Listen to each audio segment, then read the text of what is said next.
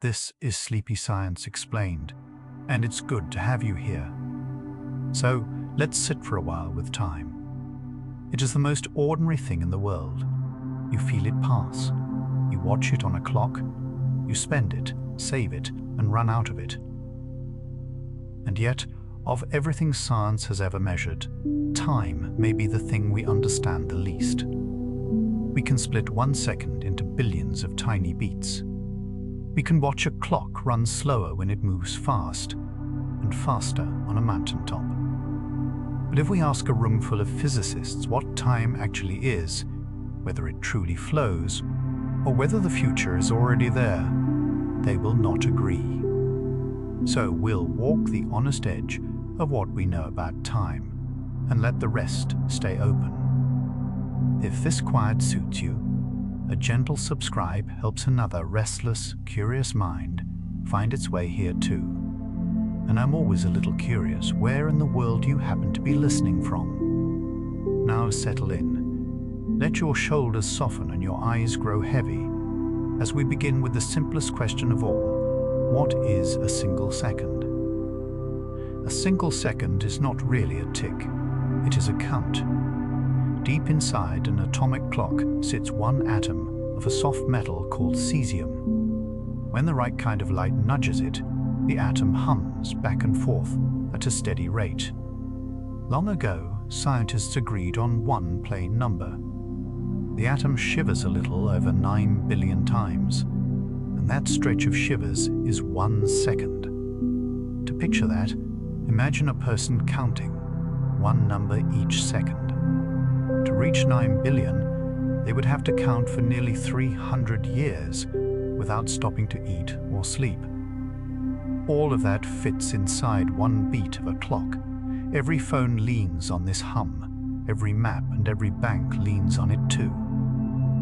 The atom does not slow down and does not grow tired. It just keeps the same beat over and over. It is far more steady than any heartbeat. It is steadier than any grain of sand falling through glass. This is how the modern world sets its clocks. No king or clock keeper set that number by feel. The atom itself, in a sense, chose it. And that is where our whole idea of time quietly begins, with a hum. The best clocks we have would barely blink over the age of the universe. These are not the ones on our walls. They live in cold, still labs, and they count the beat of atoms with light. The finest of them are so steady that they would lose less than 1 second in many billions of years. To feel how careful that is, imagine a clock started at the very birth of the universe, still running today, still right to the second. A watch that gains a minute a month feels loose beside it. Scientists build these clocks not just to know the hour. They build them to test the deep rules of the world. When two of them sit side by side, ticking in perfect step, they become a kind of ruler for reality itself. Any tiny drift between them can reveal something new. And, as we will see, even these near-perfect clocks do not always agree. That small disagreement is not a flaw. To most of us, a clock is only a thing on the wall. To them, it is a way to question the world. It is one of the first hints that time is stranger than it looks, hiding just under the smooth face of a clock. Before atoms kept our time, the spinning Earth did. For most of human history, one turn of the planet was the clock. The sun rose, climbed, and set, and that whole round was a day. People carved the day into hours, the hours into smaller parts, and built their lives around the light. It felt solid and dependable. The ground did not seem to move at all, yet it was sweeping everyone through a full turn every single day.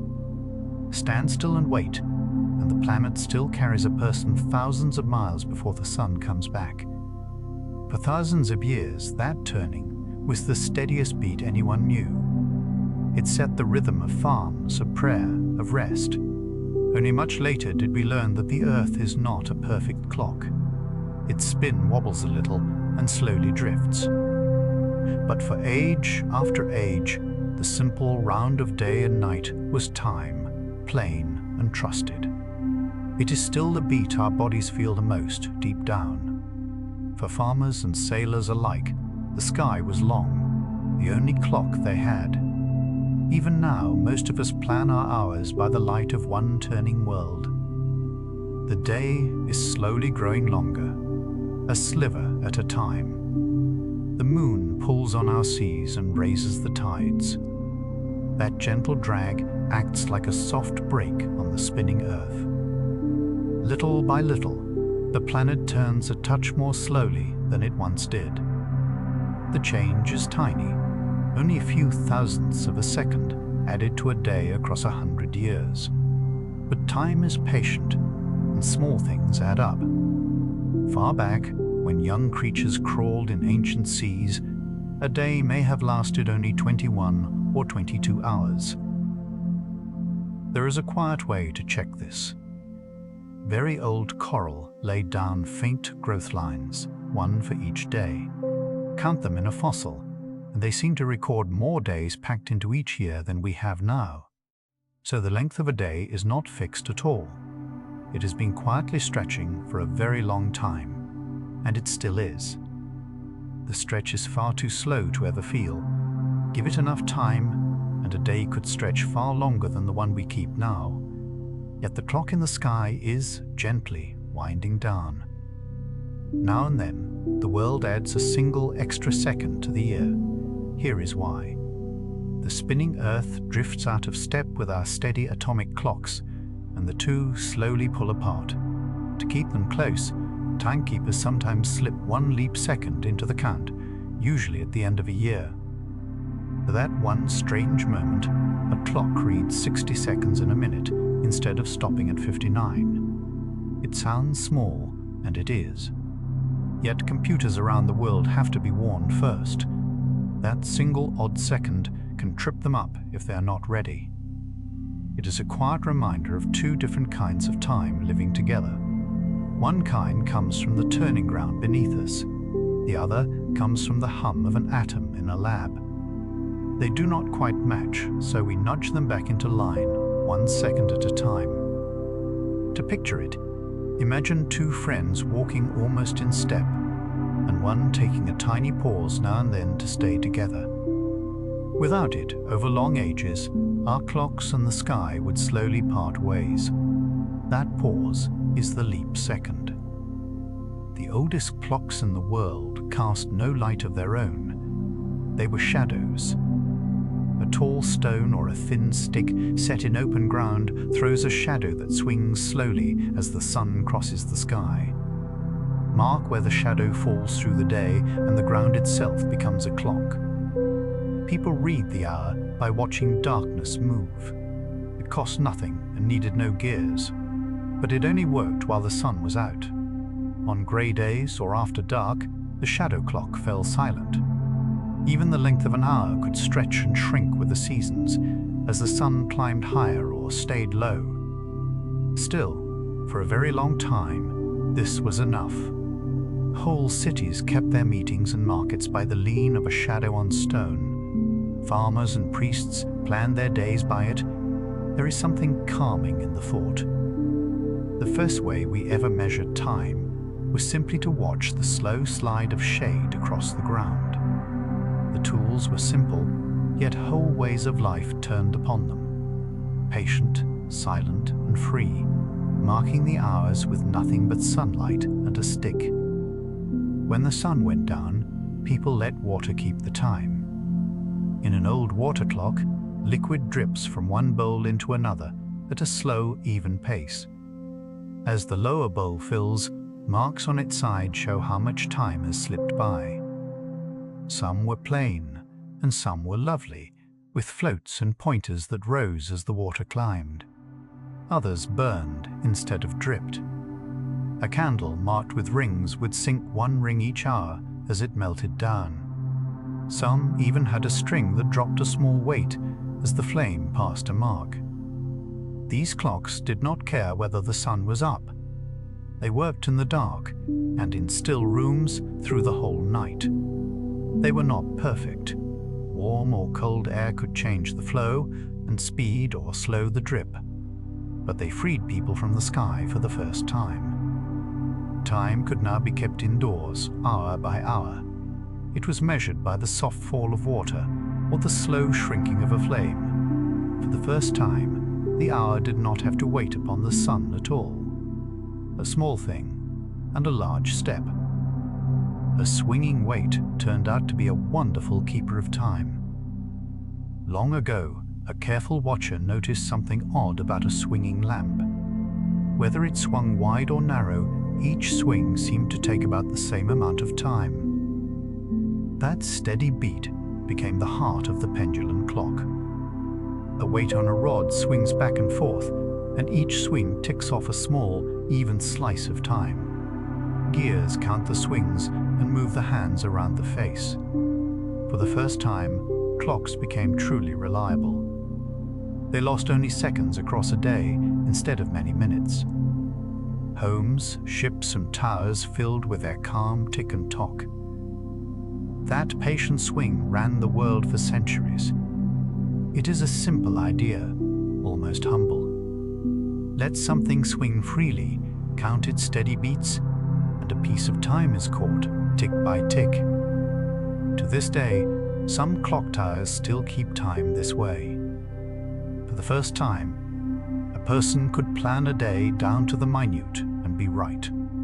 Sailors and scholars alike came to trust its calm, even beat. A heavy weight, a quiet swing, and hours measured by the pull of the earth on a moving mass. Time grew small enough to carry in a pocket. A pendulum needs to hang still and upright, so it could not travel well. On a rocking ship, it was useless. The answer was a tiny coiled spring that winds and slowly unwinds, and a small wheel that rocks back and forth in its place. This little beat replaced the long swing of the pendulum. Now a whole clock could shrink to the size of a coin and ride in a pocket or on a wrist. Sailors especially longed for this.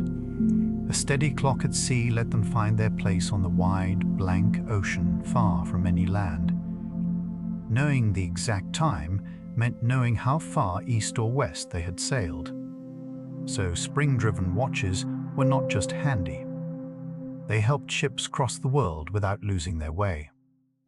Time, once tied to towers and walls, could finally move with a person. It ticked softly against the body, in a pocket or on a wrist, wherever a traveler chose to go. On a rolling deck, where a pendulum was useless, this small beat held steady. The whole voyage kept safe by a coiled spring. A humble crystal keeps time in most of our watches today. Squeeze a small piece of quartz and it gives off a faint spark of electricity. Feed electricity back into it, and it shivers at a fast, steady rate, thousands of times each second. A little circuit counts those shivers and turns them into ticking seconds. Quartz is cheap, tough, and far steadier than any spring. That is why, for a long time, nearly every wristwatch and wall clock hid a trembling sliver of crystal inside. To picture its beat, imagine a tiny tuning fork humming away, far too fast for the eye to catch. It does not care if it is jostled or carried around. It does not care about heat or cold nearly as much as older clocks did. It simply keeps buzzing at its own even pace. From shadows to water to swinging weights to this quiet crystal, each step made time a little more sure. The same trembling crystal now sits inside countless watches and phones. Each step also made a clock a little smaller and a little more patient, humming steadily inside the smallest of cases. A year is really one long trip around the sun. While the Earth spins to make our days, it also drifts in a wide circle around the sun. One full loop is a year. But the trip does not land neatly on a whole number of days. It takes about 365 days, and roughly a quarter of a day more.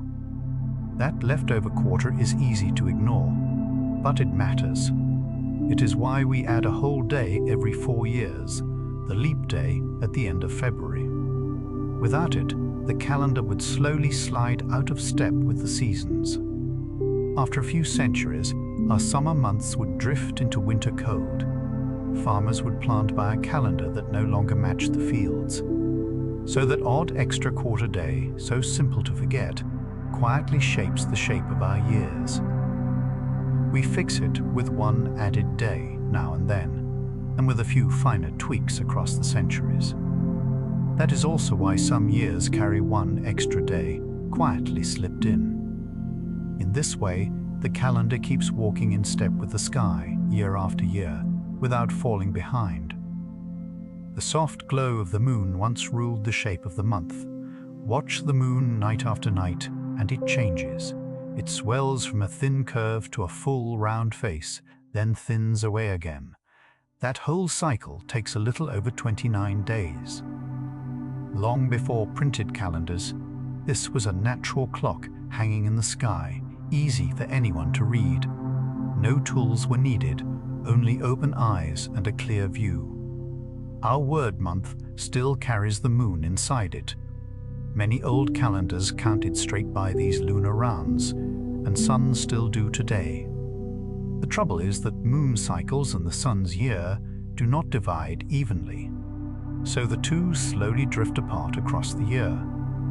Cultures found clever ways to patch the gap, adding an extra month here and there. But the root idea is gentle and old. People looked up, watched the moon fill and fade, and let that quiet rhythm mark the passing weeks. Farmers and priests alike planned their months by that swelling and fading light. A calendar written in moonlight, shared by nearly every people on Earth long before clocks. For most of history, every town kept its own private noon. Noon was simply when the sun stood highest overhead. That moment came a little later as a traveler moved west, town by town. So a clock in one city might read a few minutes apart from a clock down the road. For a long time, no one minded much. Then came the railways. Trains ran on strict schedules, and a patchwork of local times made timetables a mess. A train might leave one town and arrive, by the local clock, almost before it set out. To fix it, the world was sliced into broad zones, each holding one shared clock. Inside a zone, everyone agreed to keep the same time, even if the sun disagreed slightly. It was a quiet but huge change. Time stopped being purely local, tied to one small patch of sky. It became something whole regions shared, set by agreement rather than by the sun overhead. So the hands of a clock came to matter more than the sun overhead. The steady beat of trains pulled the whole world onto the same clock, zone by zone, until the map itself kept time. A sundial and a clock rarely agree, and that is normal. It seems like they should match, since both follow the sun. But the Earth's path around the sun is a slightly squashed circle, not a perfect one. And our planet's axis leans to one side as it goes. Because of this, the sun runs a little fast at some times of year and a little slow at others. Across the seasons, a sundial can drift ahead of a steady clock by a quarter hour. Then, months later, it can fall behind by nearly as much. Old timekeepers mapped this slow dance and gave it a name, the equation of time. It is why the earliest sunset and the latest sunrise do not land on the shortest day, as one might expect. None of it is a mistake. It is just the honest wobble of a real planet on a tilted oval path. That wobble is written quietly in the shadow of a stick. So a shadow and a wristwatch can differ by many minutes, and both be right. The sun, it turns out, is a slightly uneven clock, and the sundial faithfully shows it. Far out in space, dead stars keep some of the steadiest time we know. When a giant star collapses, it can leave behind a tiny, dense core that spins very fast. As it spins, it sweeps a beam of energy around, like a lighthouse turning in the dark. Each time the beam points our way, we catch a pulse. Some of these spinning stars flash hundreds of times a second, and they keep that rhythm with breathtaking care. A few rival our best clocks on Earth. To picture one, imagine a ball the size of a city, heavier than the sun. Now imagine it whirling around dozens of times in the blink of an eye. Their beat is so regular that scientists use them as clocks scattered across the galaxy. Ancient light from long-dead stars, still ticking faithfully. Some have kept their rhythm for millions of years and will keep it for millions more.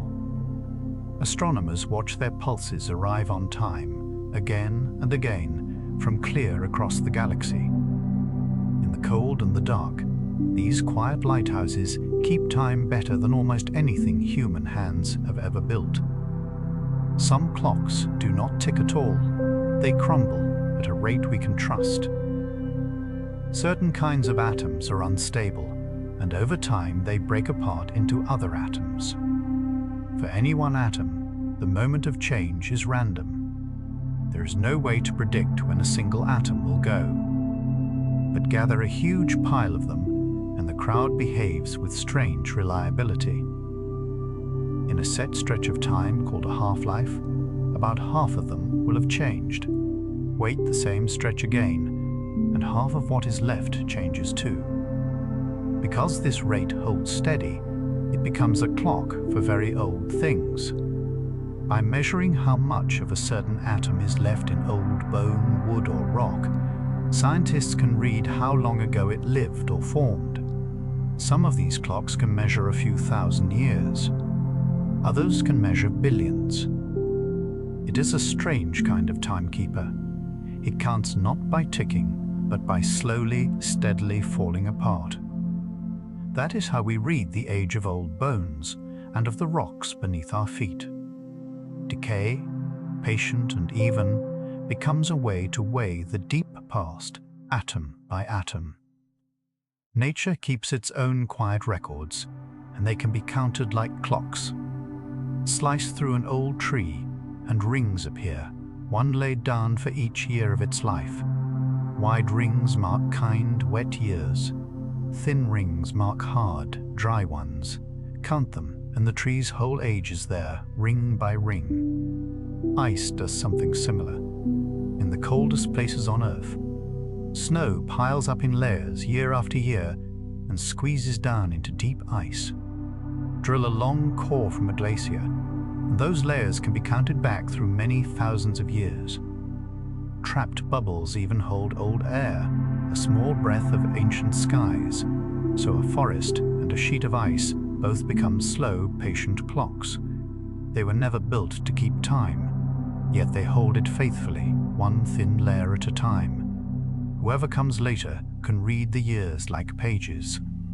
A drought, a cold spell, a distant volcano, all recorded in wood and ice. A cold summer or a distant eruption can leave its mark in wood and ice alike.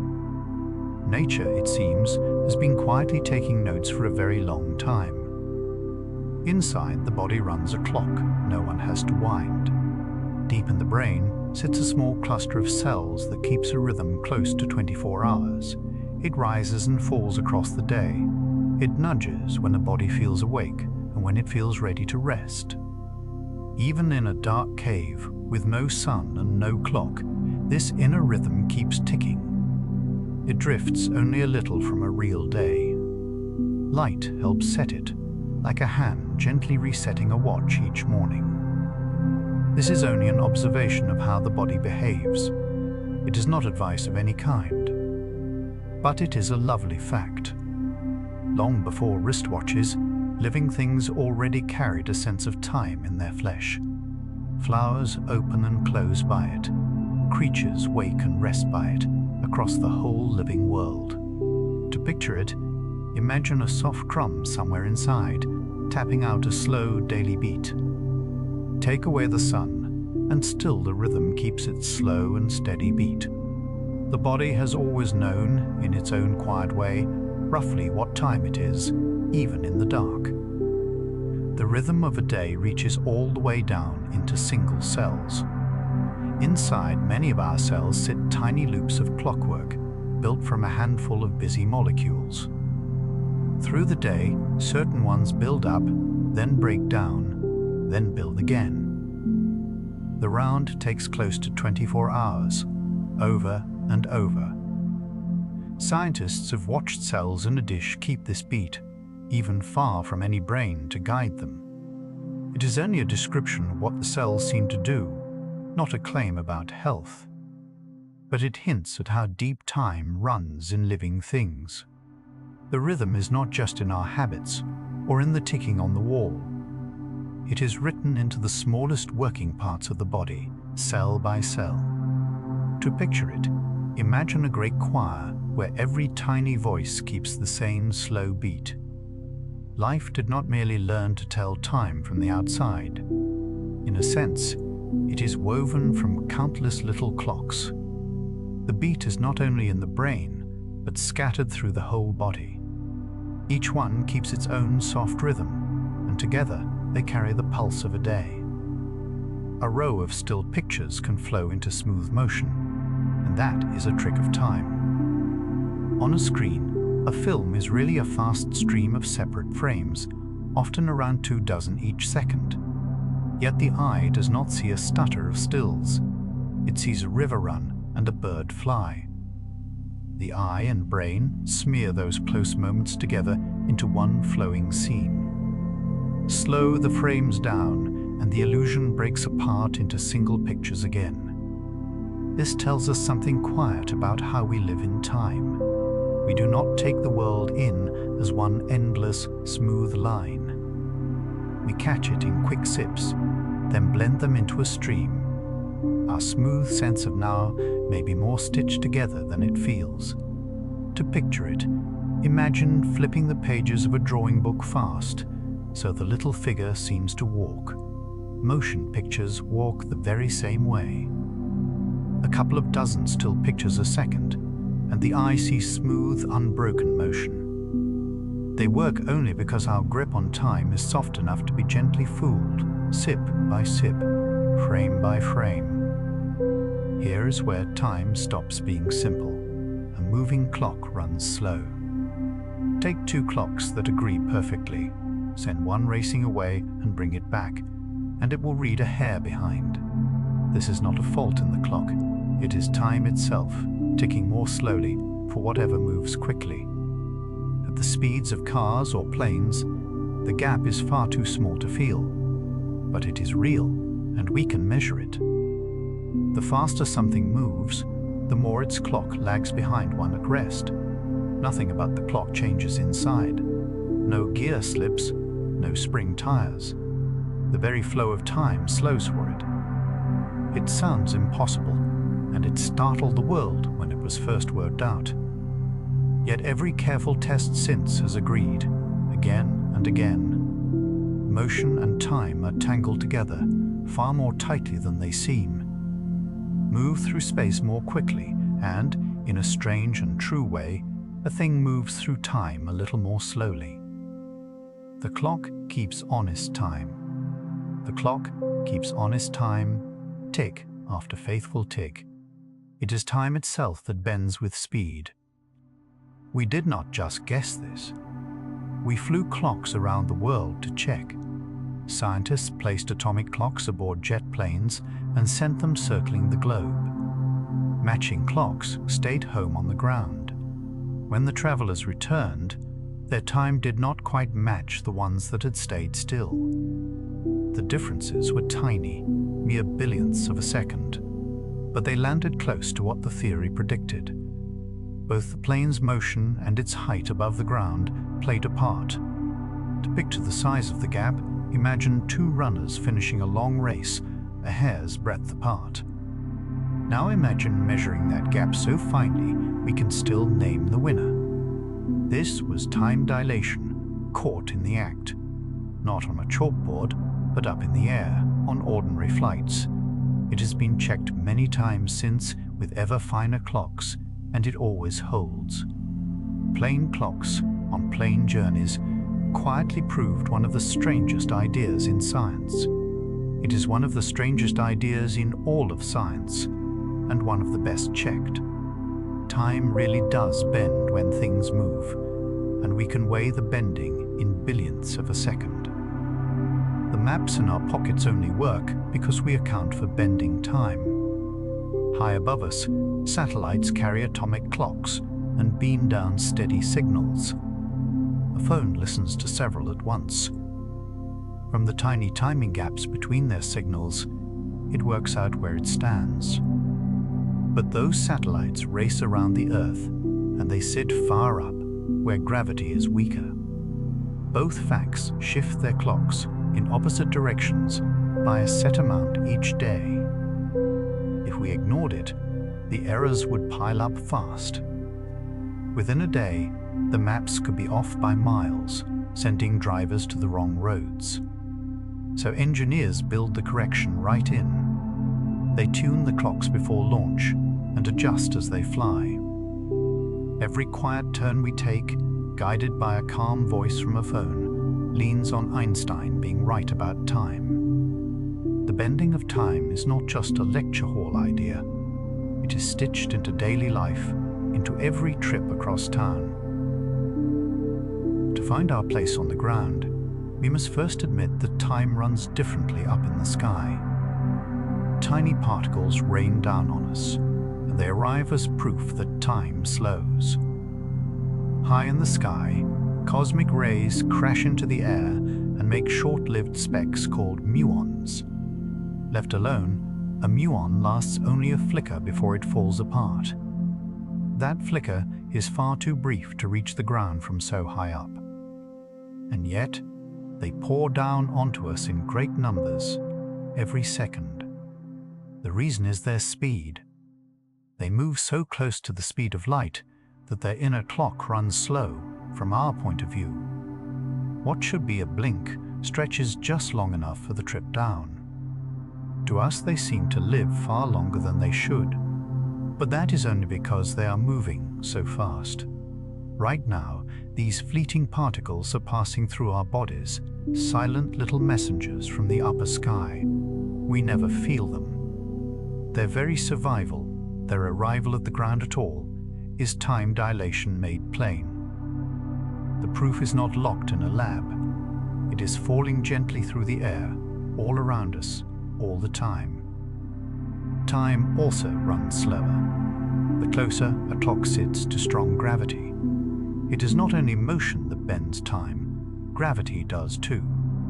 Down near a heavy body like the Earth, time creeps by a touch more slowly than it does far out in space. That means a clock on the floor runs ever so slightly behind one up on a shelf. It means the head ages a hair faster than the feet, across a whole lifetime. The gap is unimaginably small in daily life, far too fine to ever notice. But it is genuine, and modern clocks can measure it plainly. The stronger the pull of gravity, the more sluggish time becomes. So time is not one steady river flowing the same for all. It runs at slightly different speeds at different heights. It bends around every heavy thing, including the ground beneath our feet. To picture it, imagine time as a thick syrup near a heavy object and a thinner one far away. Everything near mass wades through the slower syrup, and its clock, honestly, falls a little behind. Our clocks are now so sharp they feel the bend of time across a single step. Raise one of the finest atomic clocks by just a foot or so. It will tick a tiny bit faster than its twin left below. This is gravity stretching time, measured over the height of a table. The change is fantastically small, buried far past the decimal point. Yet these clocks are steady enough to catch it, plainly and again and again. Think about what that means. Lift a clock the length of a book, and time itself shifts for it by an amount we can read. Scientists even talk of using such clocks as tools. By reading how time flows at each spot, they could map the tiny rise and fall of hills and valleys. Time is no longer a flat backdrop we all share. It ripples with height, gently, everywhere. And now we can watch it ripple over the smallest rise, from a shelf to a tabletop. The floor and the ceiling of a single room keep, ever so faintly, two different times. Around a black hole, time slows almost past belief. A black hole is a place where gravity has grown so strong that not even light can climb out. And where gravity is that fierce, time is dragged to a crawl. If a brave clock drifted toward one, a distant watcher would see it tick slower and slower. From the theory that has passed every test so far, time near such a place bends far more sharply than anywhere on Earth. What feels like minutes close to a black hole could be long years far away. No one has stood there to feel it, of course. But the same rules that guide our satellites predict this deep slowing. And those rules keep proving true, test after test. In the darkest corners of space, time does not merely bend, it nearly stops, stretched thin by the weight of a collapsed star. To picture it, imagine wading into ever thicker syrup, each step slower than the last, until motion almost freezes. Near a black hole, the flow of time itself thickens towards stillness. From a safe distance, a clock falling into a black hole seems to freeze forever. Picture a glowing clock drop toward the black hole's edge, watched from far away. As it nears the point of no return, its light stretches, dims and reddens. Its ticking, to the far watcher, grows slower and slower. At last, it seems to hang, frozen, right at the brink, never quite crossing over. Yet, from the clock's own side of things, nothing strange happens at that moment.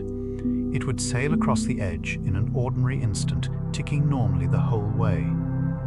So we have two honest views of one event, wildly different, both allowed by the same math. One sees an endless, frozen fall. The other feels a quick, smooth crossing. There is no single true answer about how long it took. It depends entirely on where the watcher stands. Near a black hole, even the plain length of a moment splits into two truths, one event and two honest answers about how long it took. What is a heartbeat for one is forever for the other, and neither of them is wrong. There is no single now that stretches across the whole universe. It feels obvious that this instant is happening everywhere at once.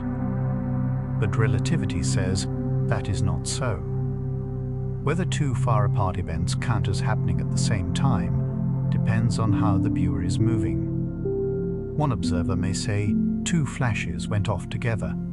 Another, gliding past, may honestly say one came first. Neither is wrong. There simply is no universal present moment shared by all. To picture it, imagine everyone carrying their own private clock, and no master clock ticking above them all. This may be one of the strangest truths in all of physics. The comforting idea of a single, shared now, spread across the cosmos quietly dissolves. What counts as this very moment is not fixed. It shifts gently with motion for each observer. Two people passing on a street carry now moments that tilt apart by the tiniest sliver. The gap is far too small to feel, yet it is real. The present is not one wide sheet. It is a private thing, held by each of us alone. Space and time are not two separate things. They are woven together. Move faster through space and, in a real sense, motion through time slows, as if the two were sharing one budget. Physicists stopped treating them apart. They began to speak of a single fabric, often called space-time. In this view, every event has a place and a moment, stitched into one four-sided map. What one observer calls pure space, another, moving differently, may see partly as time. And what one calls time, the other may see partly as space. To picture it loosely, imagine tilting a picture frame. What was width leans into height, and what was height leans into width. Motion tilts our slice of space and time in a similar way.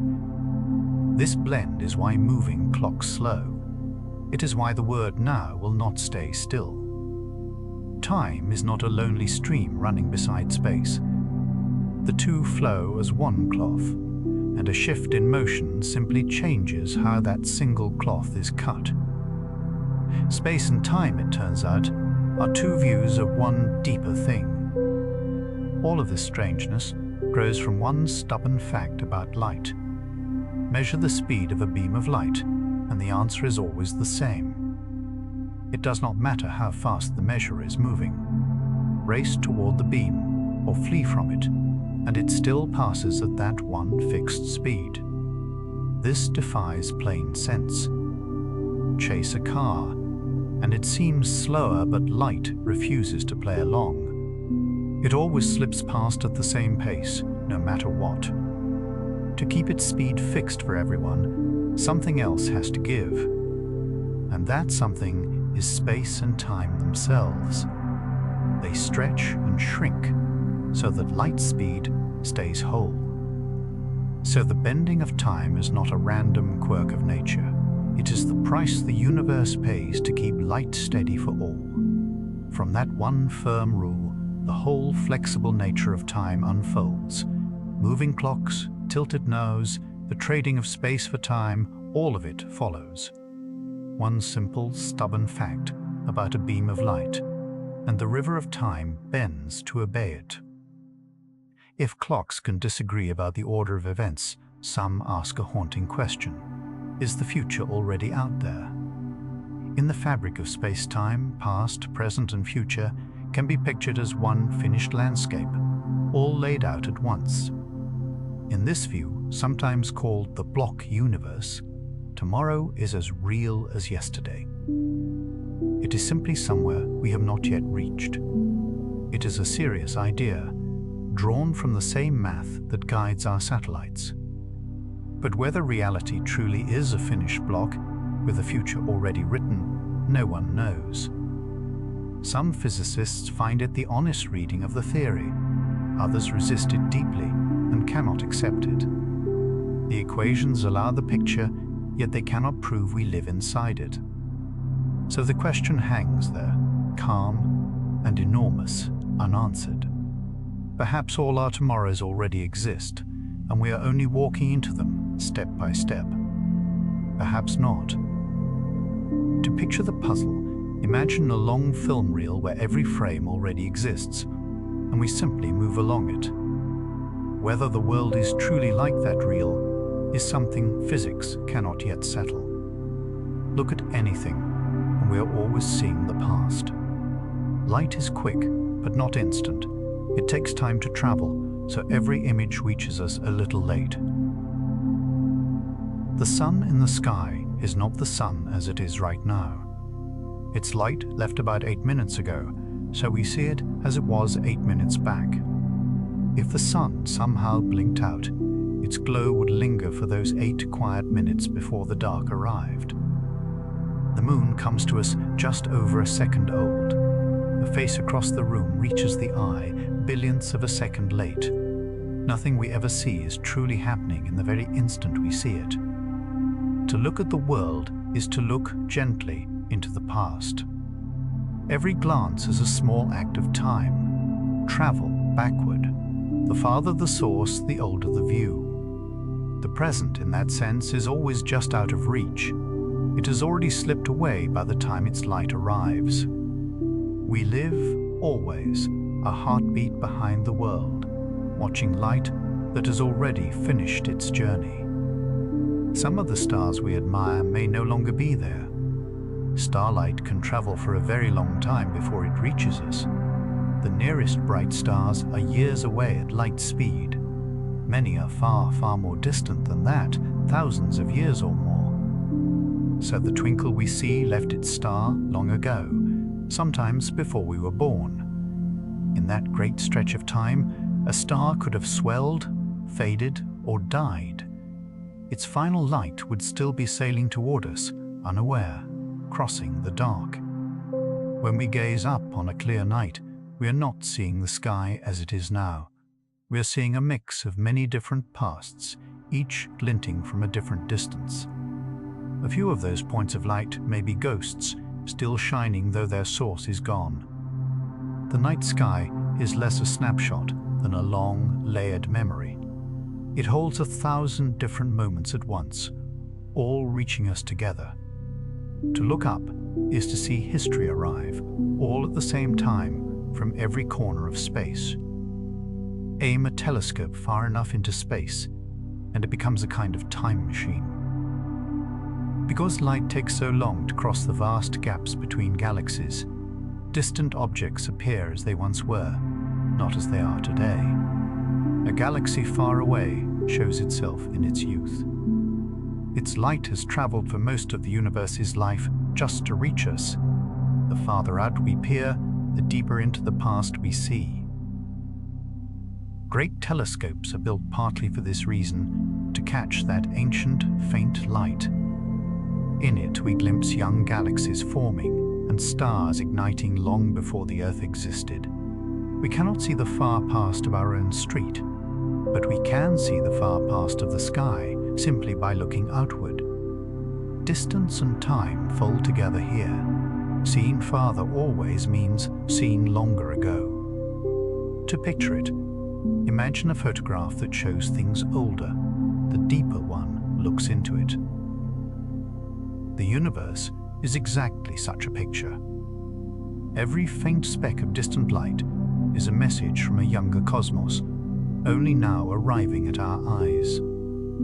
There is a faint glow filling all of space, and it is the oldest light there is. Long ago, the early universe was hot, dense, and foggy, too thick for light to travel far. Then it cooled enough to clear, and light streamed free at last. That first light has been traveling ever since. The growing of space has stretched it and cooled it along the way. Now it reaches us as a whisper of warmth, spread across the whole sky in every direction. Special instruments can pick it up, humming softly all around. It is a baby picture of the cosmos from when it was very young. To think of it plainly, it is the leftover shine of the universe's first clear morning, and it is still arriving, all these ages later. In that gentle background glow, we read the deep past of everything. It is written in light older than any star, older than any galaxy. The whole sky, it turns out, is faintly aglow with the afterlight at the beginning, quietly reaching every point in space at once. The universe itself has an age, and we can estimate it. By measuring how fast space is growing, and by studying that ancient background glow, scientists trace the story back to a beginning. The best count puts the age of the universe at about 13.8 billion years. It is a staggering stretch, far beyond what any mind can truly hold. To shrink it down, imagine the whole history pressed into a single year. All of human history would take up only the last few seconds before midnight. Every empire, every life, every clock we ever built, crowded into that final tick. The rest of the year belongs to stars, galaxies, and slow cosmic weather. That we can measure such a span at all, from our brief moment within it, is its own quiet wonder. We are newcomers, blinking awake near the very end of the cosmic year. And yet, somehow, we have learned to read the age of the whole thing. We arrived only in the final breath of that long cosmic year. The cosmos is old, almost beyond meaning, and now, remarkably, it has a number. But 13.8 billion years quietly hides a puzzle, measured by whose clock? We just learned that time can run at different rates for different observers. So when we speak of the universe's age, whose time do we mean? We mean time as measured by a clock drifting along with the average flow of matter, resting in the great cosmic tide. A traveler zooming across the cosmos would tally a different number entirely. There is no single master clock ticking over all of creation to settle it once and for all. Which clock is the true one, no one knows, because there is no true one to find. The age we quote is honest and useful, but it leans on a chosen point of view. It is the calm frame of an average watcher, not an absolute fact. So even the grand age of everything is measured from somewhere by someone's clock. The universe does not carry one birthday that all observers must share. It is a little humbling. The single biggest number we know still depends quietly on where we choose to stand. Send one twin on a fast journey, and they come home younger than the other. Imagine two people of the same age. One stays home, and one rides away at tremendous speed, then later returns. Because their moving clock ran slow, the traveler will have aged less than the twin who stayed. It sounds like a paradox, yet it truly follows from the rules. And it has been checked with fast-flying particles, which age more slowly than still ones. At everyday speeds, the effect is far too small to matter, mere slivers of an instant. But push close to the speed of light, and the difference could grow to years. To picture it gently, a long, swift voyage becomes a slow sip of time for the traveler. Meanwhile, whole seasons pour past at home. Motion does not just bend clocks, it can bend the very length of a life. Two people, born on the same day, could meet again with one grown old and the other still young. Nothing was faked. Their two clocks simply ran, honestly, through two different amounts of time. In ordinary life, these time shifts are almost too small to imagine. Time dilation is real, but it grows large only near the speed of light. At the speeds we actually live, cars, planes, even fast rockets, the changes are tiny fractions of a second. A person who flew across the sky for a whole lifetime would come home younger by only the smallest sliver. It would be far less than a single heartbeat. This is why we never feel it in daily life. Our clocks and bodies drift out of step by amounts too fine to sense. Only careful machines can catch it at all. So the world feels solid and shared, and for daily purposes, it nearly is. Everyone's clock seems to agree, because the differences hide far past the decimal point. A strangeness waits in those deep, quiet digits, needing delicate instruments to reveal it. Time bends for all of us, always, in every step and every drive. It is just so gentle at human speed that it slips past completely unnoticed, like a whisper under the noise of the day. Even standing perfectly still, two people can age at slightly different rates. It comes down to height and to gravity. Someone living high on a mountain sits a little farther from the Earth's pull than someone down at the shore. Up there, gravity is a touch weaker, so time runs a hair faster. Across a long life, the mountain dweller ages by the tiniest extra sliver compared to the one by the sea. We are talking about differences buried far past the decimal point, nothing anyone could ever feel.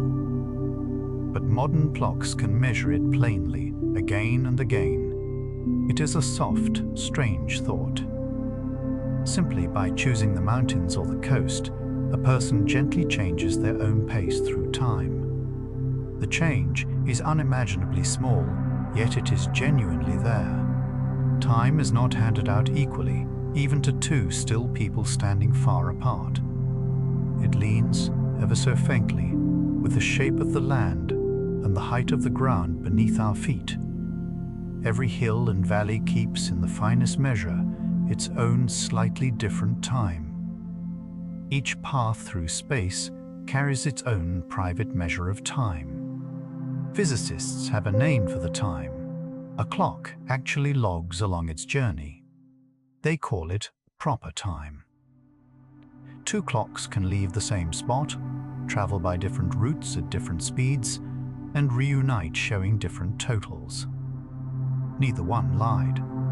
Each faithfully counted the time along its own path through the world. It is a little like two hikers crossing a valley by different trails. They start together and end together, yet their footstep counts differ because their paths differed. In the same way, time is not read off one great clock in the sky. It is tallied step by step, along whatever route a thing takes through space. A clock's time is truly its own, shaped by how it moves and where it goes. There is no single, shared total that all clocks must agree upon. Every path keeps its own quiet count. So when two travelers meet again, they simply compare two honest tallies, gathered along two different journeys.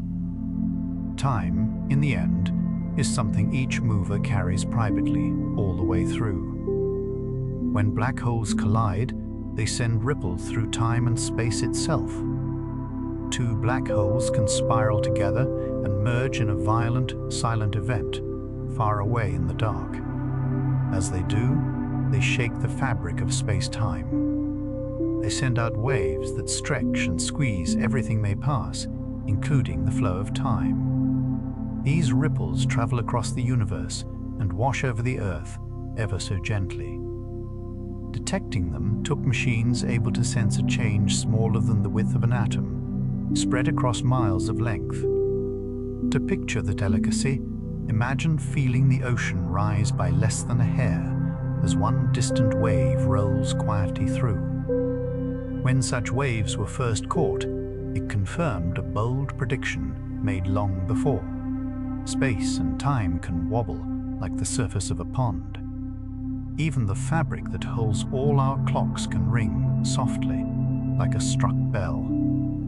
Somewhere out there, right now, black holes are meeting, and the shiver of it is spreading toward us at the speed of light through the very shape of time. So we reach a quiet, dizzying question: is now truly special, or just where we happen to stand? In our experience, only the present feels real. The past is gone, and the future is not yet here.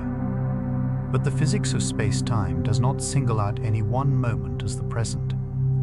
In its math, all moments simply are like all places on a map. Some thinkers hold that the present truly is special, that the future genuinely does not exist yet. Others argue that our sense of a fleeting now is a trick of the mind. To them, every moment is equally real. The debate is old, and it is still a mystery which side is right. Honest people fall on both sides of it. Physics can describe the map, but it has not told us whether the now we feel is a deep truth, or only our small window onto a landscape that simply is. It is one of the oldest questions we have, and one of the least settled. What this passing moment really is, science still cannot say. Two clocks only agree again when they share the same place and the same motion. Along the way, we have seen clocks fall out of step for many reasons. Speed can do it, height can do it, gravity and the very path taken can do it. So when do they match once more? Only when they are brought back together, side by side, moving the same way, in the same pull of gravity.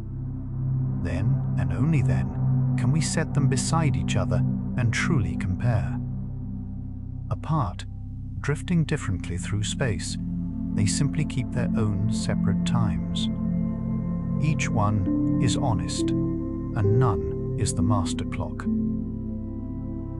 To picture it, imagine two travelers who can only compare watches when they finally meet again in the same spot. This is the calm heart of everything in this stretch. Time is not one thing we all share equally, ticking the same for all. It is many quiet streams running side by side. They match only when they flow, at last, back into the same still place and rest there together. Time seems to carry us in one direction only, from past to future. We remember yesterday, never tomorrow. We grow older, never younger. Cups fall and shatter and never leap back whole into a waiting hand. This one-way flow feels so basic that it hardly seems worth naming. Yet it is one of the deepest puzzles in all of science. Physicists call it the arrow of time, that firm sense that time points from behind us to ahead. Everything we live through obeys it, without exception. The strange part, which we will meet next, is quiet but large. The deep laws of physics do not clearly demand this arrow at all. It is everywhere in our lives, and oddly faint in the fundamental rules. To picture the puzzle, imagine a river that clearly flows one way, though the ground beneath it looks perfectly level. Why time should flow from past to future, and not the other way, remains one of the calm, open questions at the very root of the world. Here is the strange part. The basic laws of physics barely care which way time runs. Write down the core rules for how tiny particles push and pull. They work almost the same whether time flows forward or backward. Run the clock in reverse, and the equations still hold just as neatly. Nothing in them shouts this way only, so the deep rules seem nearly blind to the direction we feel so strongly. Why then does the world we live in have such a clear arrow if its foundations do not? No one can fully explain the gap. It is as if the script allows the movie to play either way, yet reality insists on running it forward, always forward. That mismatch between time-symmetric laws and a one-way world is genuinely unsolved. It sits, patient and puzzling, at the very base of physics. We feel the arrow every waking moment, in every aging face and cooling cup. And still, the rules underneath barely seem to know which way it points. That gap between law and life remains unexplained. Some backward movies look perfectly fine, and others look impossible. Film the planets circling the sun, then run it in reverse. It still looks natural. The motion obeys the same rules run either way, but film a glass shattering on the floor, then play it backward. The illusion snaps at once. Shards leap up off the floor and knit themselves into a whole glass again. We laugh because it never happens in life. That difference marks the arrow of time. Simple, small-scale motions look reversible, and honestly are. But everyday events, with countless pieces spreading out, run only one way. The break scatters into disorder easily and never gathers itself back by chance. So the one-way feeling of time shows up most clearly in the big, messy events of life. A shattering cup, a spreading stain, a cooling fire. Reverse any of them, and the world turns absurd. That absurdity is a kind of signpost. It quietly points out which direction time truly flows, by showing which way the film is allowed to run without looking like magic. Things tend to slide from order toward disorder, and that tendency has a name. Physicists call the amount of disorder in a system its entropy. Left to itself, entropy tends to grow. A tidy room drifts toward mess. A drop of ink spreads through water and never gathers back into a drop. Heat spreads out and evens away. This steady slide toward disorder is one of the most reliable rules we know. It does not force any single particle to behave a certain way. It simply notes something about numbers. Given many pieces, the spread out, jumbled arrangements are so much more common than the neat ones. So the world drifts toward the jumble because there is far more jumble to drift into. Order can still appear in a corner for a while, but overall, across the whole, the mess grows. This quiet, one-way slide toward disorder shapes the flow of nearly everything around us. And it points, many think, toward why time itself seems to run one way. Disorder grows, and time, it seems, flows along with it. Shuffle a fresh deck of cards, and it will not sort itself again. Start with the cards in perfect order, all the suits in a row. Give them a good shuffle, and the order dissolves into a jumble. Keep shuffling all day, and it stays jumbled. It will practically never fall back into neat rows on its own. Why not? Because there is only one tidy order, but a vast number of messy ones. Chance almost always lands in the mess, simply because there is so much more of it to land in. This is the arrow of time in a small, friendly form. Order is rare and easy to lose. Disorder is common and hard to escape. The cards spread toward jumble and stay there. It is the same reason heat spreads and cups shatter and ink clouds through water. The future is, in a sense, wherever the greater number of possibilities lie. And there are always far more ways to be messy than to be neat. So the deck drifts one way, toward the jumble, and time, in its own way, drifts with it. Heat always drifts from warm to cold, never the other way by itself. Set a hot cup on a cool table, and warmth flows out into the room. It keeps flowing until everything matches. We never see the reverse. A cool cup does not pull heat from the air to boil itself while the room grows colder. That would break no law of energy, and yet it simply does not happen. The reason is the same steady drift toward disorder. Spread out, evened warmth is far more likely than warmth gathered in one hot spot. So heat flows one way, smoothing every difference away. This everyday fact, warmth always seeping toward cold, is one of the clearest signs of time's arrow. It is why a fire fades to ash. It is why hot soup cools, and why a warm room slowly matches the chilly night outside. The whole world tends toward a shared, lukewarm calm, given time. The flow of heat quietly marks which way time is going. Warm to cold, always, and never back on its own. In that gentle one-way flow, the arrow of time shows its hand.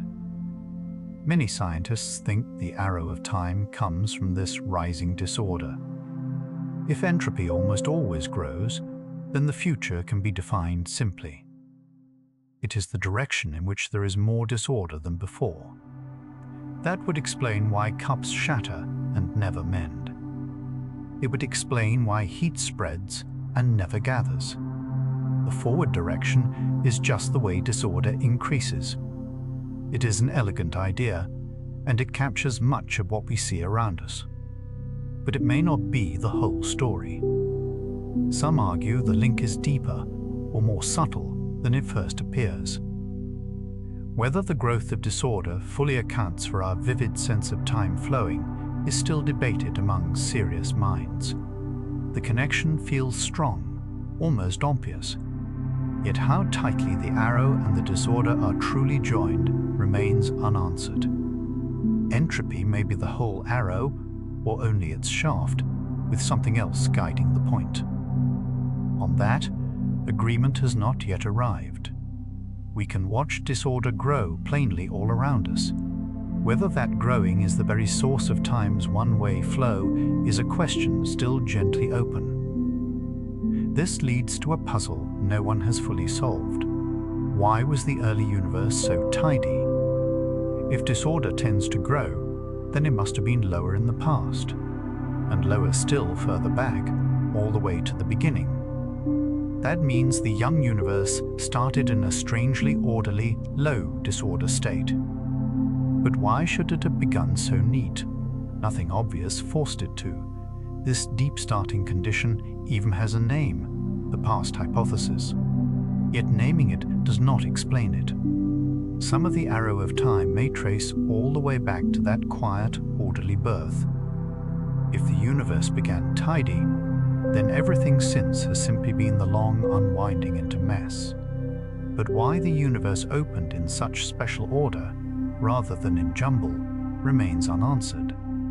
It is one of the strangest gaps in all our understanding. The whole one-way flow of time, every cooling cup and aging face, may rest on a beginning we cannot yet explain. We can see the order was there at the start. Why it was there, no one knows. Far in the future, the universe may drift toward a great, even calm. If disorder keeps rising, then across unthinkable stretches of time, differences should slowly fade. Stars will burn out one by one. Warmth will spread until it is shared thinly, everywhere and nowhere in particular. In the deepest future, the cosmos may settle into a still, cold sameness. Nothing left would flow from here to there, because here and there would be alike. Physicists sometimes call this quiet end state the heat death, though there is no fire in it, only fading. It lies almost unimaginably far ahead, far beyond the life of any star we know. It is not a thing to fear, only a slow, distant softening. To picture it gently, imagine a warm bath very slowly cooling to match a cool room. Then imagine it simply staying there, even and quiet, forever. The universe running down at last, easing into a long, even stillness.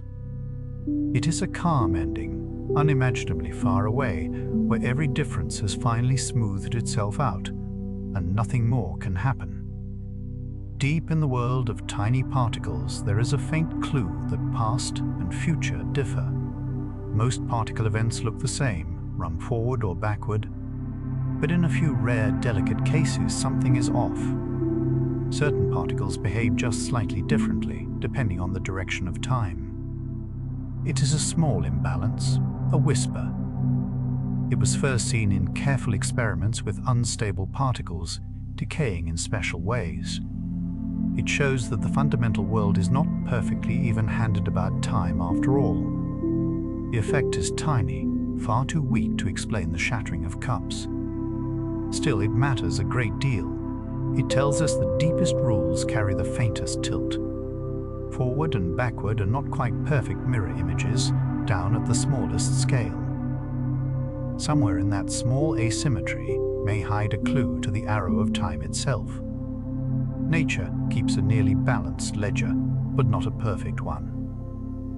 And that faint imbalance is real, measured, and strange. It is one of the few places where the deep laws themselves seem to feel, ever so slightly, the difference between then and next. Beneath all this sits a plain, hard question. Does time really flow, or does it only feel that way?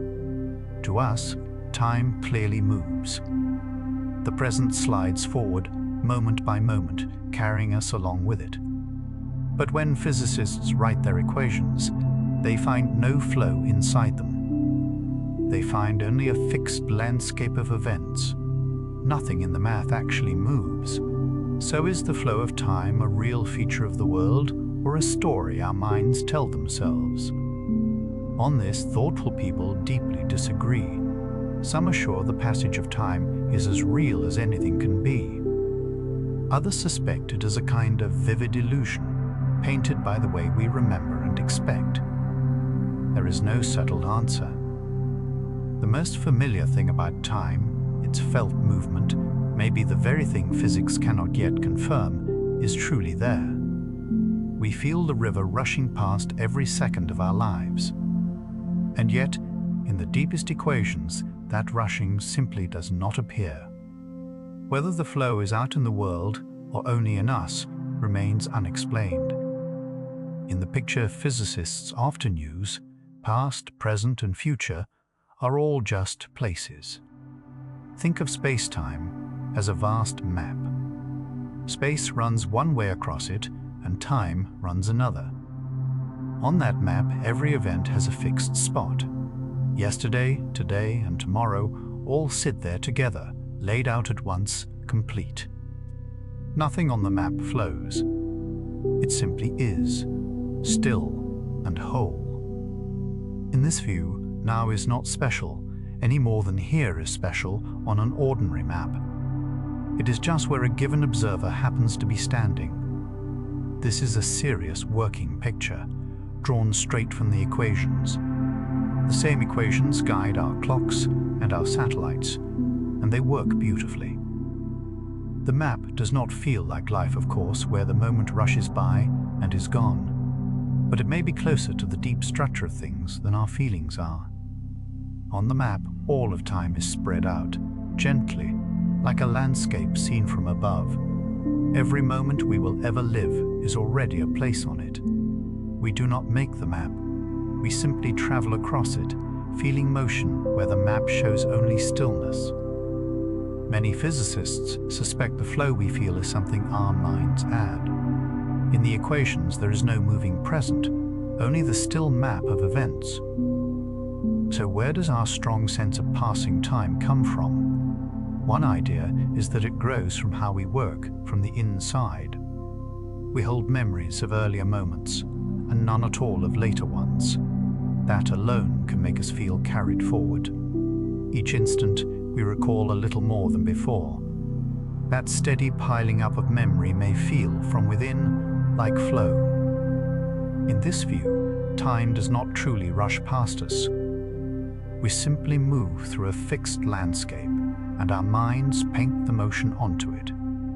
It is a humbling thought, and it is far from proven. But it turns the whole question inward. Perhaps the river of time runs not out in the world, but in us. It may live in the way a mind stitches its moments together, one after another.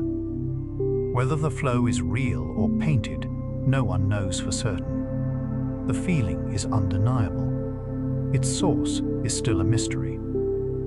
Others firmly disagree and insist the present is real and the future is open. To them, it is no illusion at all. This moment genuinely exists in a way that tomorrow does not yet. The future is not sitting out there, finished and waiting. It is still being made, choice by choice, event by event. On this view, the flowing now is a true feature of reality, not a trick of memory. The block universe picture, with all moments equally real, feels to them like a denial of something obvious, and the equations, they argue, may simply be leaving the flow out, not proving it absent. So the field is split, honestly and deeply. One camp sees a finished landscape, already complete. The other sees a growing, open story, still being written. Both camps read the very same physics. Neither side has closed the case. Whether tomorrow already exists or is still unmade remains genuinely unsolved. It is a plain question asked by careful people for a very long time. And the honest answer, for now, is that we simply do not know which picture is true. Memory runs only one way, and that may be tied to the arrow of time. We remember the past, never the future. This seems so natural that we forget how strange it truly is.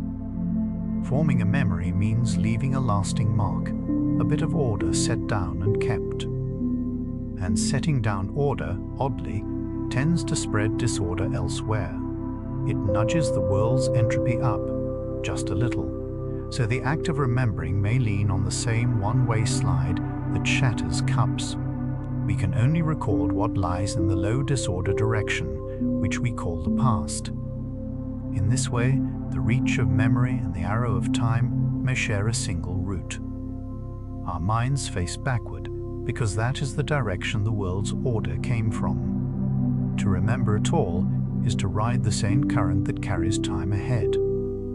It is a lovely thought that memory and melting ice obey one deep rule. The mind's long look backward, and the cup's slow fall into pieces may be two faces of the very same slide from order into mess. Still, Why we remember the past but not the future is not fully understood.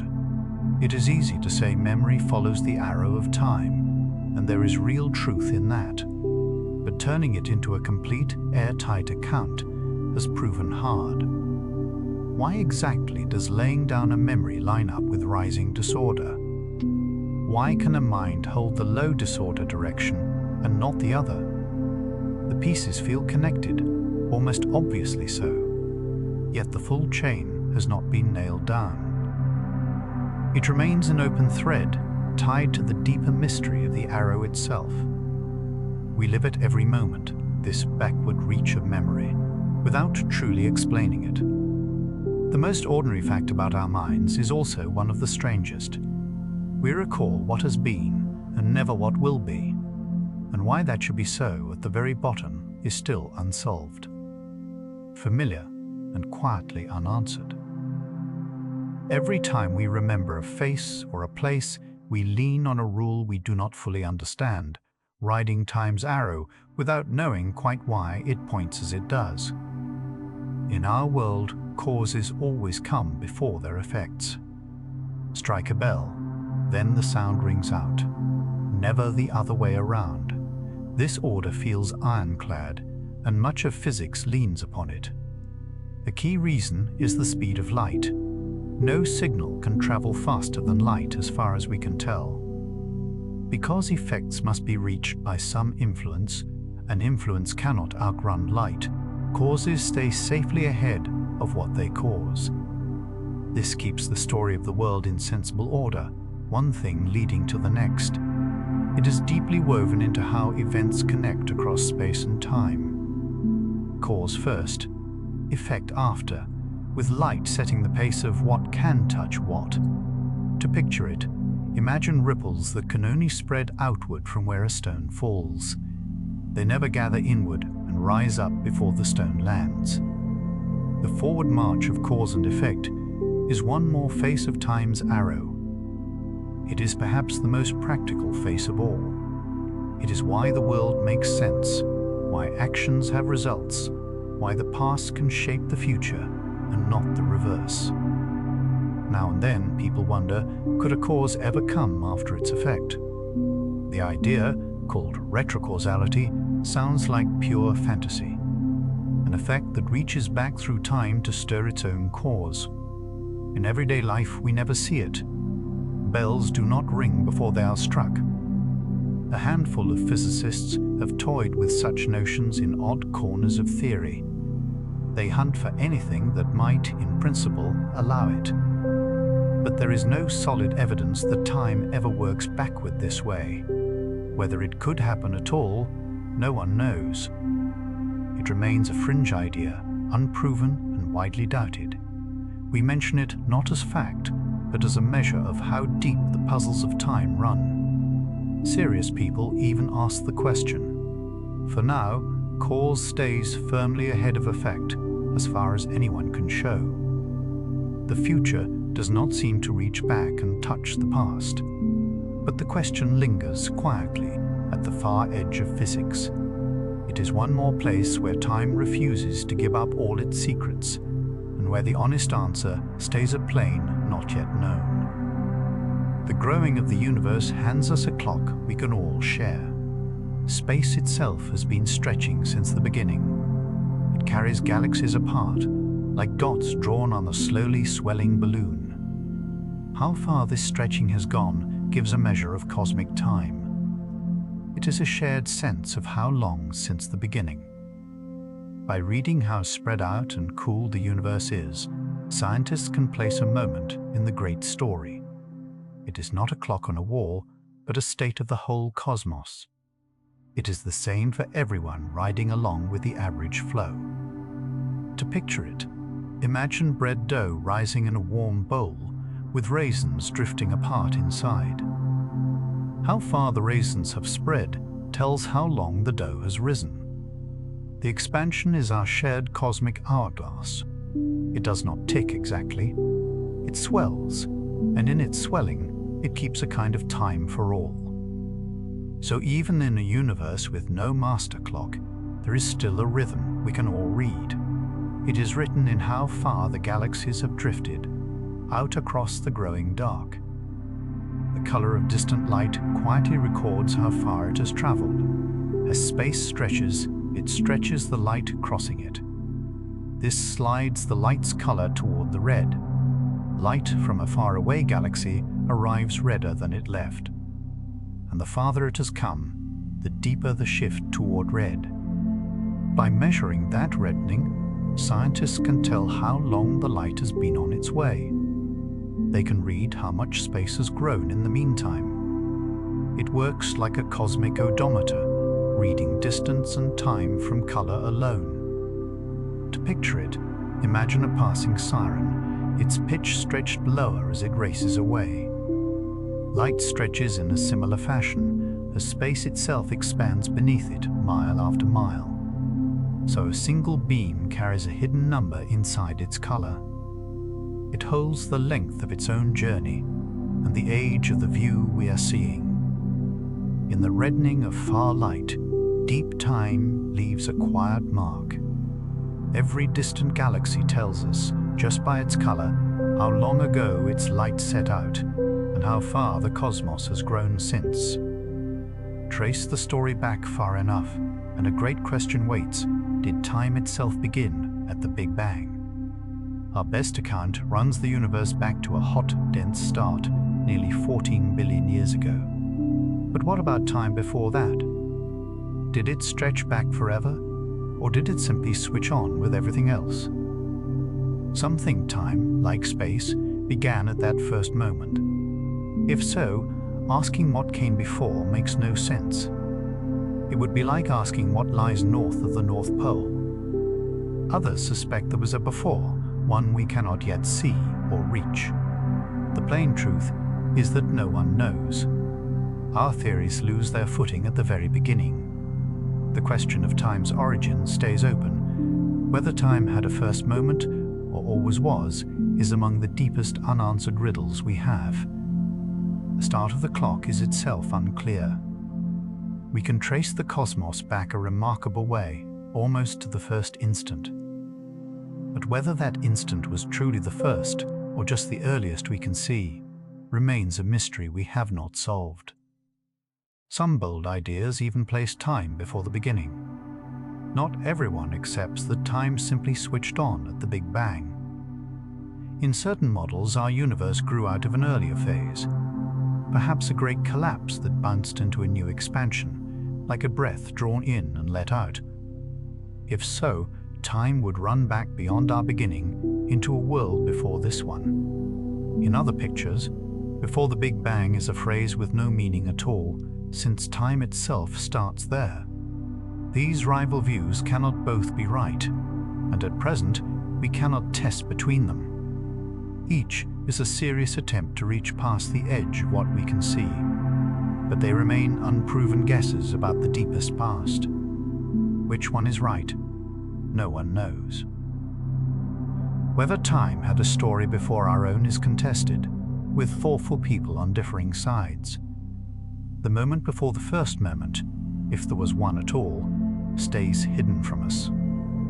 Our finest theories simply go quiet there, at the very edge, and leave the question open. What came before the beginning may be forever out of reach. At the very center of a black hole, our picture of time falls apart. According to the theory, matter, there is crushed to a point of endless density. Physicists call that point a singularity. And there, the neat rules that describe space and time stop making sense. The math gives infinities, which is physics' way of saying it has run out of answers. What happens to time at that crushed center, no one knows. Our best theories, so trustworthy everywhere else, simply break down. To go further, we would need a deeper theory. It would have to join gravity with the rules of the very small. And we do not yet have one we can fully trust. So the heart of a black hole remains a blank on our map of time. It is a genuine edge where the known laws give out entirely. Honest science, standing there, can only say, not yet. Somewhere inside those dark stars, time does something we cannot describe. Whether it stops or twists or means nothing at all, our equations cannot tell us. The question stays unsolved, hidden behind a horizon we cannot cross and return from. Ride close to the speed of light, and a journey across the galaxy could feel almost short. Because a fast traveler's clock runs slow, vast distances can pass in surprisingly little felt time for them. In principle, someone moving near light's pace could cross unthinkable spans of space, and they would age only modestly along the way. What looks like a crossing of many years from outside might feel like a far shorter passage aboard the ship. It follows straight from the same time, bending we can measure in fast particles today. No craft can actually reach such speeds now. So this stays a thought drawn from firm rules, not a trip anyone has taken. Still, the physics is clear and well tested. Speed can fold a long voyage into a slim slice of a traveler's life. The stars are terribly far apart, farther than any mind can hold.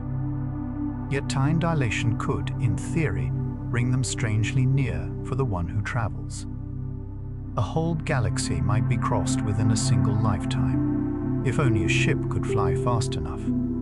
The distance stays vast. The felt time need not. And here is the twin edge of that truth. Those left behind would live through the long version. While a near light-speed traveler feels only a modest passage, the world they left keeps its own pace. It would tick through the full stretch of years without any shortcut. Return from such a journey, and far more time would have passed at home than aboard the ship. Loved ones would have aged or be long gone, while the traveler stayed young. Both experiences are equally real. There is no trick, and no one is mistaken about their own clock. The traveler's short felt time and the homeworld's long years are two honest readings of one journey. It is one of the tenderest facts in all of physics. To reach the far stars quickly, in one's own time, is not free. It might mean returning to a home that has moved on quietly, without the traveler. Time keeps two true stories at once, and lets no one hold both. The voyager gains the stars, and loses the years at home. Both totals are correct, neither can be undone. Beneath every clock lies a question we cannot yet answer. Is time a basic thread of reality, or does it come from something deeper? We treat time as fundamental, a bare feature of the world, like a stage on which all else plays out. But some physicists suspect it is not basic at all. Perhaps time emerges from something more primitive, appearing only when we step back far enough to see it. On this, there is no agreement. We do not know whether time is a foundation stone of reality or a pattern that arises from finer parts we have not yet grasped. It is a strange place to stand, unsure whether the most familiar thing of all is bedrock or byproduct. The nature of time, at its very root, remains open. Even after all our clever clocks, we cannot say for certain what, deep down, time really is. Whether it is woven into the base of the world or bubbles up from something stranger and more basic, no one knows. In the effort to unite our two great theories, time causes a famous headache. Physics rests on two mighty pillars. One is the rules of gravity and space. The other is the rules of the very small. Each works beautifully on its own, in its own domain. But joining them into one has proven fiercely hard, and one sore spot is time itself. In a well-known attempt to write a single equation for everything, time seems to drop out entirely. The equation describes a universe with no ticking in it at all. Physicists call this the problem of time, and it has puzzled them for decades. How can our deepest equation forget the very thing we feel most? No one has fully solved it. It may mean time is not fundamental, or it may mean we are still missing something large. Either way, at the frontier where our best theories meet, time quietly refuses to behave. The clearest thing in all of life goes missing from the deepest math we can write. One intriguing idea says time might bubble up, the way warmth rises from moving atoms. Consider heat first. A single atom is not hot. Heat is not a thing one atom can have. But a swarm of them, jiggling about, gives rise to warmth. Temperature is not basic. It emerges from many small motions, all together. Some physicists wonder if time is like that. Perhaps, at the very deepest level, there is no time at all. There may be only some finer structure, timeless and strange, and from the vast interplay of those pieces, the flow of time may emerge. It would rise the way heat rises from a crowd of restless atoms. It is a bold and unproven thought, but it offers a way to picture how time could be real to us, and yet not be a basic ingredient of the world. Time, in this view, would be a grand pattern, arising from something timeless underneath it. Whether time truly emerges this way is still unanswered. Is there a smallest possible tick of time, a step too short to divide? We can imagine ever briefer instants, halving and halving without end. But some physicists suspect there is a flaw. Below a certain fantastically tiny stretch, the very idea of time may lose its meaning. That smaller scale is often called the Planck time. Whether time truly comes in such a shorter step or flows on smoothly forever, we cannot yet test. Our instruments come nowhere close to probing it. It sits far beyond anything we can measure, a frontier only theory can visit for now. So we do not know if time is grainy at the very bottom, made of tiniest ticks, or whether it is perfectly smooth all the way down without end. It is an honest blank in our knowledge. The question of whether a moment can always be split or hits a hard floor stays open and untested. Whether that dividing could go on forever or stops somewhere unimaginably small, no one knows. That smallest scale of time is short beyond all imagining. The Planck time is so brief that ordinary comparisons collapse under it. Here is one way to feel its size. A single second is tiny next to the whole age of the universe. That much is already hard to hold in the mind. Yet the Planck time is far smaller compared to 1 second than 1 second is compared to that entire cosmic age. To count that many steps in a single second would be beyond any machine or mind ever built. It is not a length anyone will ever watch tick by one at a time. It marks the edge of where our current ideas of time even apply. Below it, our theories fall silent and give no clear answers. So when physicists speak of the smallest scale of time, they are not pointing at something we can see. They are pointing at a threshold. Past it, the familiar picture of neat, flowing moments gently gives out.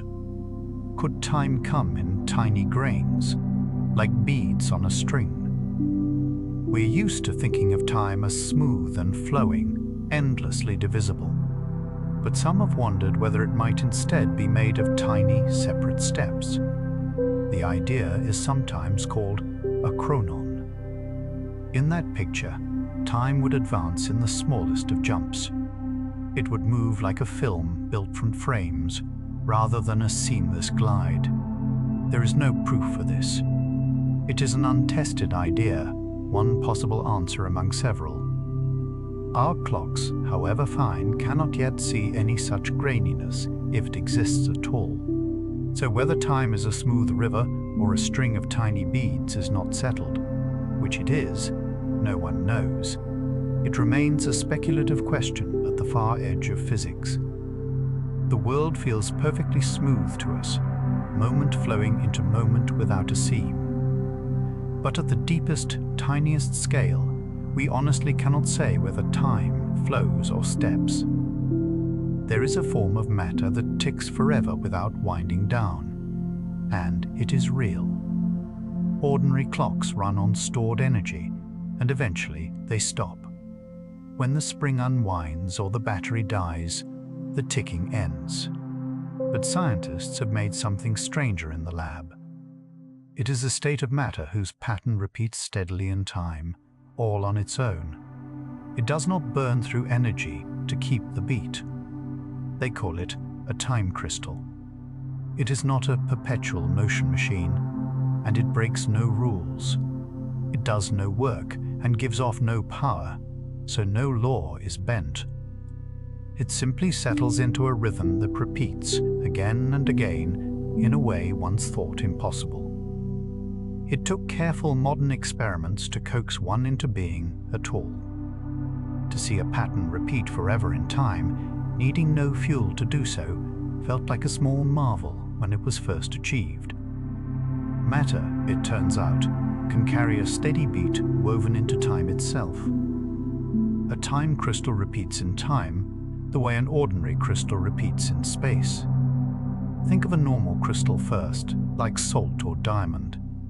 Its atoms sit in a neat, repeating pattern. The same arrangement appears over and over across space in every direction. A time crystal does something like that, but in time instead of space. Its pattern comes back around at even beats. It ticks through the same states, again and again, endlessly in a steady loop. Where a salt crystal is orderly from place to place, a time crystal is orderly from moment to moment. It is a genuinely new kind of order. This one lives in the flow of time, rather than in the layout of space. Scientists find it beautiful and a little strange. It suggests that time can host its own patterns and rhythms. Time can carry structure and repetition, just as space long has. Order, it seems, can be built out of time itself, and not only out of matter arranged in place. Our deepest theory of gravity allows, in strange cases, for loops in time. In the equations that describe warped space-time, a few odd solutions appear. In them, a path could, in principle, curve around and return to its own past. Physicists call these closed loops in time. They are not something we ever see, but the math permits them under very extreme and peculiar conditions. Whether nature ever truly allows such loops is hotly debated. Many suspect that deeper rules step in to forbid them, keeping cause safely ahead of effect. Others are not so sure. Whether the universe permits a loop in time, no one knows. It sits as an open, contested corner of the theory, more thought experiment than reality. Still, it is striking. The very rules guiding our satellites do not flatly rule out a journey that meets its own beginning. The door is not clearly shut. It is only, perhaps, held closed by physics we do not yet fully understand. That our best theory even whispers of such loops is strange enough. Yet no one has ever found or made a loop in time. Though the equations leave a crack open, reality has shown no such thing. No experiment, no observation has ever revealed a path that circles back to its own past.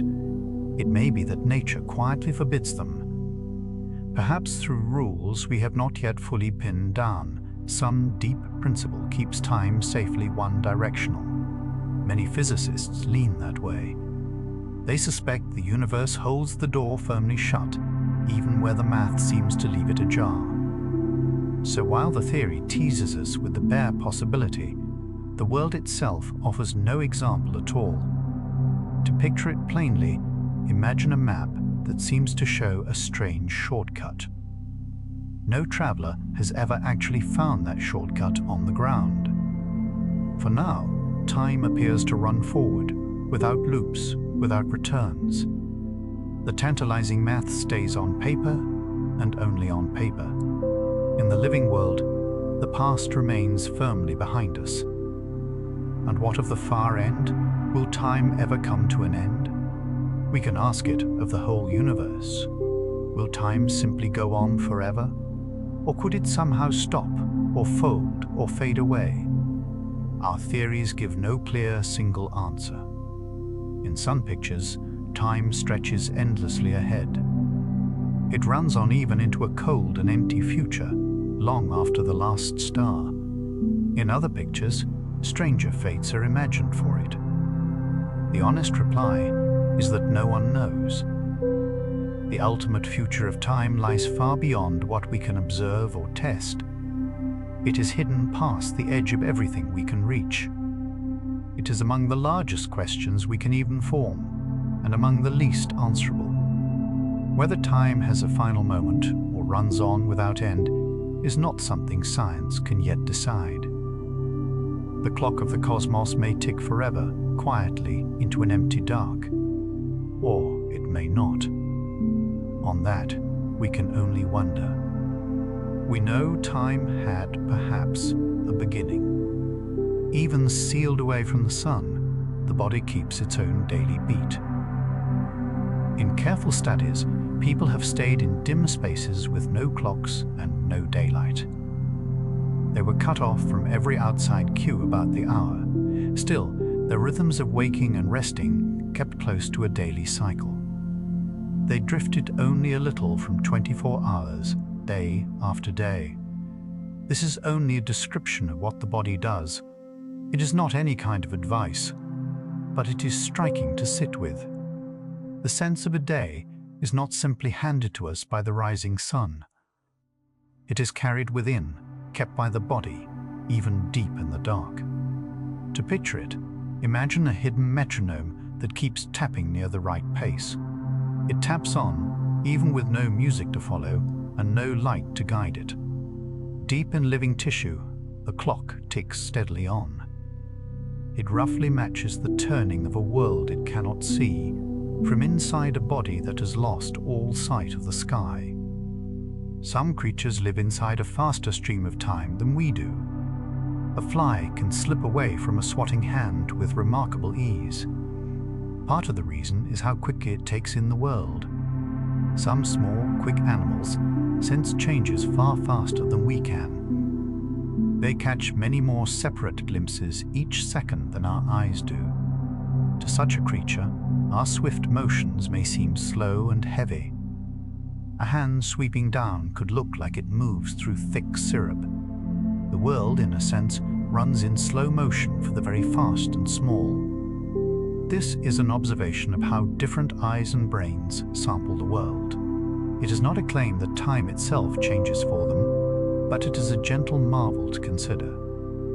The same seconds we all share may feel stretched or hurried, depending only on how a creature is built. A fly and a person stand in the same stream of time. Yet they may drink it at very different speeds. Why does time seem to rush faster as we grow older? Nearly everyone feels it sooner or later. Childhood summers stretched on almost forever. Adult years, by contrast, slip by in a blur. This is not the clock changing, of course. The seconds are exactly the same length as ever. One gentle idea is about proportion. Each new year is a smaller slice of a life already lived, so it feels shorter by comparison. To a small child, a single year is a huge fraction of all they know. To an older person, it is one small part among very many. Another thought points to newness. Fresh, novel days feel long, while familiar routines blur together and shrink in memory. Which explanation matters most is still debated, and the felt speeding of time is not fully explained. No one knows for certain why the years seem to quicken as they pass. It is a common, tender experience, shared by almost everyone who lives long enough. And why does time seem to crawl in a moment of fear? In a sudden shock, a fall or a near miss, people often feel that everything's slowed. Seconds seem to stretch strangely long. It is tempting to think the mind somehow bends time itself or reaches out and slows the world. But careful studies point elsewhere, more gently. In a frightening moment, the brain lays down memories far more densely than usual. It records extra detail, packing the moment full. Looking back, that thick, rich memory feels as though it must have taken longer to live. So the slowing is in the remembering, not in the clock. It is not any power of thought over time itself. This quietly sets aside the old notion that a mind can stretch or command time by will. What changes is only how vividly we record, not time itself and not the world. Fear deepens memory, and that deep memory in turn gently fools our sense of how long the moment truly lasted. The clock never changed at all. In the deepest, dreamless part of sleep, the sense of time nearly disappears. Fall into that stage, and hours can pass in what feels like no time at all. There is often no story, no passing of moments, just a gap, and then waking with the night somehow gone. This is only an observation of how the sleeping brain behaves. It is not advice about rest, but it reveals something quiet about time and the mind. Our feeling of time passing depends on the brain actively keeping track of it. Turn that tracking down, as in deep sleep, and the felt flow of time can simply vanish. Time did not stop, of course. The clocks on the wall ran on, steady as always, through the whole night. But the inner sense of it went dark for a while. To picture it, imagine a recorder switched off, then switched on again. Nothing at all is captured in between. In dreamless sleep, we step, for a while, entirely outside our own sense of time. The brain has no single clock organ. It builds our sense of time from many parts. There is no neat little timepiece tucked inside the head, ticking off the seconds. Instead, the feeling of time seems to arise from many regions working together. Each one contributes something to the whole. Different tasks lean on different parts. Judging a brief flash or a long wait may draw on separate corners of the brain. From all that shared effort, a single sense of duration somehow emerges. This is a description of what brain studies suggest. It is not any guidance for daily life, but it is telling all the same. Our smooth, steady sense of time is not read off one inner dial. It is assembled moment by moment from scattered signals across the brain. All of it is woven into one seamless feeling of passing time. To picture it, imagine an orchestra with no conductor at the front. Somehow, the players still keep a shared beat together. The brain makes time out of many voices at once, not one. Where our very feeling of now arises in the brain is still argued over. We each carry a vivid sense of the present, this living moment, right here and now. But how the brain conjures that feeling of now is far from settled. Scientists can study how we judge short spans and how attention shapes them. Yet the deep source of the present's felt reality stays elusive and hard to pin. Is now a single point the brain marks, like a dot? Or is it a brief window? It holds open a small stretch it treats as one. Even that is unclear. Different researchers offer different pictures, and no one account has won out. How the brain makes now, no one knows for certain. It is humbling that something so intimate resists a clean explanation. The plain sense of this very instant is the closest thing to us there is. And yet, in the brain, it remains a subject of open debate. We live our whole lives inside now, every waking second. Time can stretch or shrink depending on where our attention rests. A dull wait can make minutes feel like ages. A delightful hour, by contrast, can vanish in what feels like a blink. The clock on the wall does not change at all, but our sense of it bends with how we attend to it. When we watch time closely, bored and waiting, it seems to drag on and on. When we are absorbed and forget to check it, it flies past unnoticed. This is a familiar observation of the mind. It is not a claim about physics or clocks, yet it shows how loosely our felt time is tied to real time. The very same span can feel long or short, heavy or light. It depends only on where the mind is turned in that moment. To picture it, think how a watched pot seems slow to boil, though the fire burns just the same. Our inner clock is easily swayed. It is stretched by boredom and hurried by joy. Attention, quietly, shapes the whole feel of time. Might our felt sense of time depend on the brain's own chemistry? Some researchers wonder about this. Certain brain signals, like the messenger called dopamine, may help set the pace of our inner clock. In some early studies, nudging these signals seemed to shift how animals judged the passing of time. It appeared to speed or slow their sense of it. If so, our own feeling of duration might rest partly on the flow of particular chemicals in the brain. But this work is still young and far from settled. It is a careful hint, not a firm conclusion. Much about it remains uncertain. Exactly how brain chemistry shapes the speed of felt time, no one yet knows. It is an open thread, gently pursued in quiet labs. Perhaps some of why time races or drags lies in the subtle chemistry of the mind. Perhaps not. For now, that link is only faintly and cautiously drawn. The idea is promising and unproven. The light of the sun is already 8 minutes old. It left the sun before it ever reached us, so we see a sun that has moved on. We see it as it was, not as it is. There is a gentle delay in everything we look upon. The moon arrives a little over a second late. A far star can be many years old to the eye. Every glance reaches a moment behind the world. We live always just after the light.